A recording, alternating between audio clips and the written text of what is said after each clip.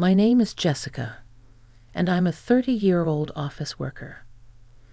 I work in the design department of a construction company. Currently, I work from home most of the time. About twice a month, I go to the office for meetings and conferences. Even though half of the company goes to the office every day, people from other departments seem to envy me. My boss has told us that our design department will continue to work from home. The best part about working from home is avoiding the rush hour commute. I live quite far from the company, about an hour away. Thinking about spending 2 hours every day just commuting is astonishing. There is a commuting allowance, so there's no financial burden, but it's physically demanding. Another advantage of not going to the office is that I don't have to meet unpleasant coworkers. I have a pretty good relationship with my coworkers, but there's this one older lady, Carla, who just rubs me the wrong way. Carla is a year older than me, and we've known each other since university. We were in the same seminar because we both studied design, so we've talked before. We weren't that close, but she started messing with me when I joined the company. If you have any questions, feel free to ask me anything. I thought I could rely on her, but contrary to her words, she was independable. She was assigned to the design department, but seemed to have caused some trouble and was transferred to another department within 6 months. Carla, who was assigned to the administration department, seemed to have learned about me joining the company right away. A few days after I joined, Carla invited me to dinner. When I went with her, she said, "Introduce me to the male employees who joined with you. There are some handsome ones this year, aren't there?" She wanted me to hook her up with the new guys at work who started at the same time as me. I thought she might hear me out about my job struggles, but all she cared about was her own agenda. Moreover, even though she invited me, she said, "I don't have any money. Can you treat me? I'll treat you next time." She pushed the payment onto me. We never went to meals together while we were attending university, so I didn't know her true nature well. After that, she invited me to meals several times, but I always ended up paying. I've never caught her hanging with her crew, so maybe people didn't like her. She seemed happy to have a coworker like me who would do anything she asked at first. Since I didn't know anyone, I reluctantly went along with her. However, I quickly became friends with people in the same department and stopped going to meals with her. Honestly, dining with her wasn't pleasant because all she did was badmouth our boss and colleagues. Moreover, without me asking, she bragged about her history with men. "I only date rich guys. I wouldn't bother with the average employees in our company," she said. I almost laughed when she was pressing me to introduce her to the male colleagues. Just the other day, I couldn't help but let my true feelings slip out. "Is that so? Don't you have someone you're seeing now?" Carla glared at me with a scary face when I casually said that. I realized I had made a mistake, but it was too late. "You're quite cheeky, aren't you? Do you think I don't have a boyfriend?" She snapped. No matter how much I tried to explain, her anger didn't subside. Besides treating her to meals, being scolded like this made me never want to dine with her again. A year into my job, I had started refusing her invitations. "Lately, you always say no when I invite you, don't you?" she complained. This time, too, I declined her invitation to dine, and she sounded displeased. "I'm sorry. It's tough for me because I live far away. I'll definitely join you next time," I said, using the excuse of living far away to avoid going out with her. People in the same department also said she can't do her job well, yet she's always so arrogant. When Carla joined, the people working with her said she acts high and mighty without understanding the work, which is why she got scolded by the department head. She was disliked in every department and now has settled into a role doing menial tasks in the administration department. Her relationships with men seem to be causing problems too. According to this colleague, Carla approaches handsome or wealthy employees even if they're married. Indeed, she herself said she only dates wealthy men. You're working with her, Jessica, but it's better if you don't associate too much with her. I even received such advice. Fortunately, the world has been moving towards promoting remote work for a few years now. Since my design work can be done from home, this has been good for me. It eliminates the need for a commute and seeing the unpleasant Carla. Then I got a call from my brother who lives at our parents' house. It's serious. Dad has collapsed. My father lived at home with my mother and my brother's family. He had been in good health when I saw him a little while ago, so I was shocked by my brother's sudden news. I rushed to the hospital where my father was taken, but it was too late. My father had passed away from a heart attack. For about a week after, I was so depressed I barely remember anything. My mother was just crying like me, but my brother and sister-in-law bravely managed the funeral arrangements. I still can't believe that Dad is gone. When I mentioned this, my mother, who was with my brother, asked, "You loved your father very much, didn't you? It must be especially hard for you." All I could do was nod.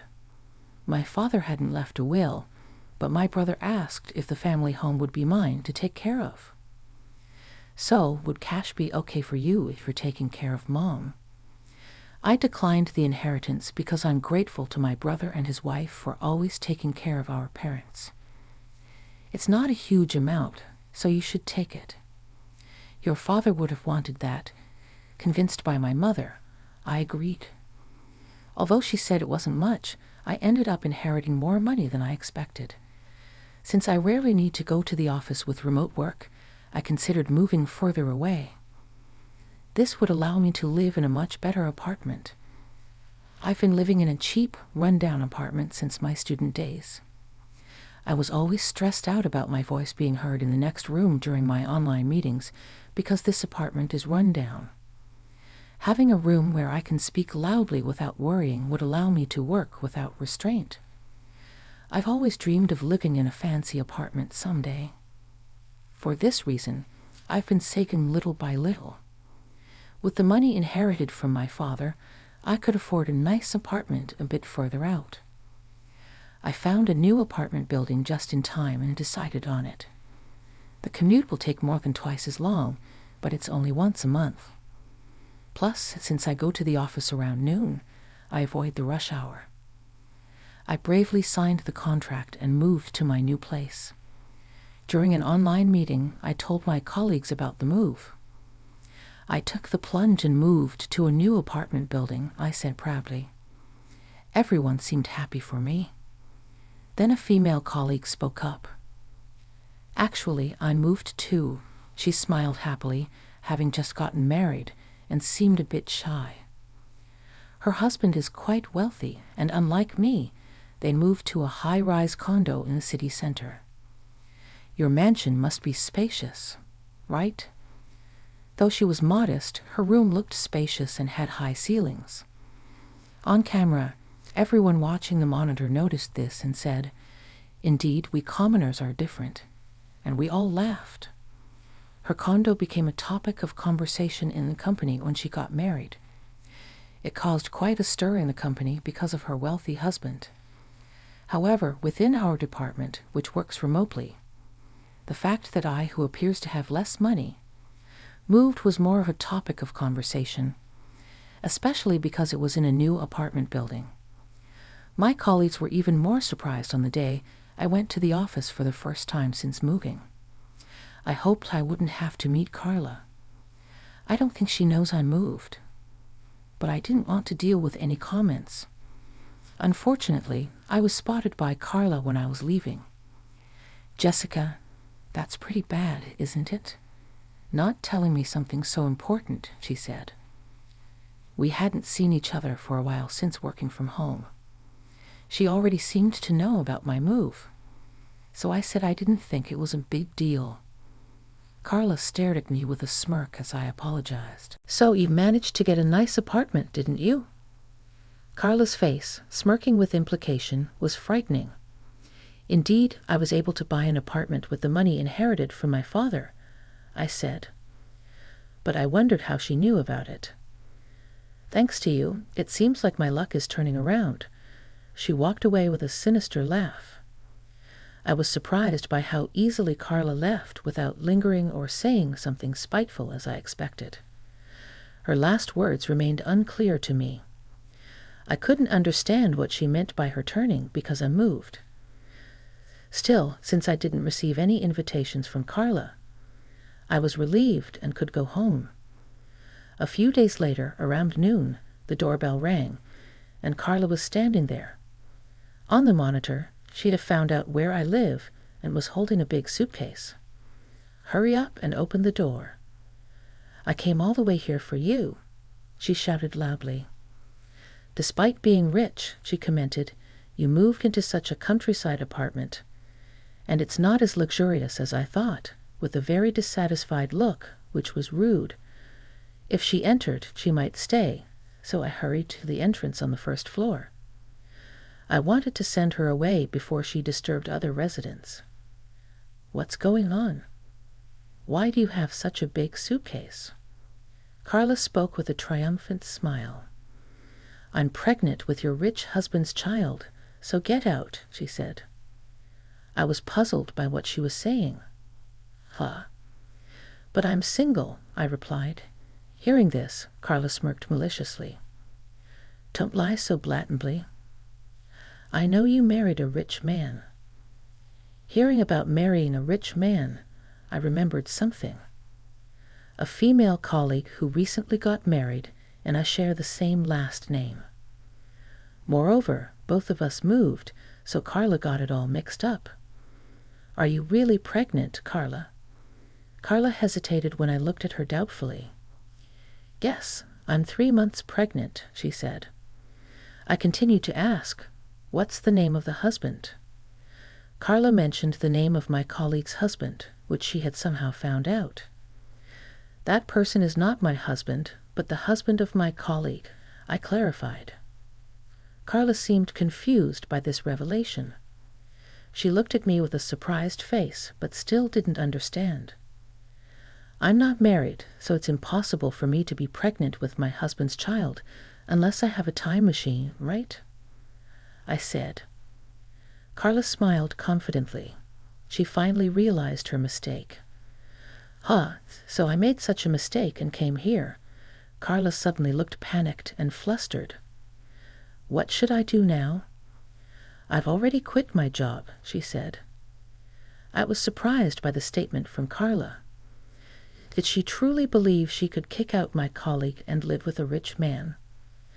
When we met, and she said her luck was turning. It seems it was about this. Of course, the story about Carla being pregnant is likely a lie. "Carla, you quit your job," I said, but she seemed too overwhelmed to hear me when I asked her that question. "Are you okay? What happened?" When I spoke kindly to Carla, who was panicking, she suddenly lunged at me. "Give me the address of the employee who married the rich guy," she demanded, glaring at me with a demonic face. It was clear she was planning to go to my colleague's apartment next and do the same thing. We don't meet in person because we work from home. Carla kept demanding that I contact the colleague and get her address, but I continued to refuse. It would be a nuisance to her if Carla showed up uninvited. Eventually, she left, taking her large suitcase with her. I thought she had given up, but I called my female colleague just in case, warning her that a strange employee from my acquaintance might come, so she should be careful. That night, the colleague contacted me to report that Carla had indeed shown up. "Are you okay? Was there any damage?" I asked. The colleague nonchalantly replied, "There's a security guard stationed at my apartment," so the noisy woman was quickly taken away by the police. It turns out a real luxury apartment like hers is different from mine, with tight security. That person was from our company. She didn't seem to know about Carla, so I filled her in. Don't worry, she has already left the company, so she's no longer related to us, I assured her. We laughed about it. Carla got bailed out by the police, but her parents gave her an earful for dragging them into it. Having quit her job, she was taken back to her parents' house. It also came to light that she had been splurging a lot of money on her favorite guy at a nightclub, incurring a substantial debt, which her parents had to pay off on her behalf. Now that Carla's parents are watching her every move, they made her get a job close to home. It's like she's getting what she deserves for not taking work seriously before. Thanks to that, I've been living peacefully without encountering Carla anymore. She always said she wouldn't date anyone who wasn't wealthy, but I didn't care. Since switching to remote work, I've been feeling lonely with no chance to meet new people. Amidst all that, I happened to meet someone I know from university. He was Carla's classmate, and like me, had been dragged into one of her forced parties. We didn't really talk during our college years, but we both know what it's like to be on the receiving end of Carla's dominating personality. As we talked, I started to like his simple and kind nature. Eventually, we began seeing each other. My consideration for purchasing the apartment was partly because I was thinking of marrying him. He's a regular office worker, mostly working from home as well. Since both of us wouldn't be affected by distance from the office, we discussed living together in a spacious, comfortable apartment. When Carla showed up at my apartment, screaming about being pregnant with my husband's child, I honestly suspected him for a moment. Since Carla knew him, she wouldn't mistake him for her wealthy husband, but if he was wealthy, Carla might have taken him from me. Regardless, thanks to Carla, we got to know each other better and have now decided to get married. We want to live happily in our new apartment.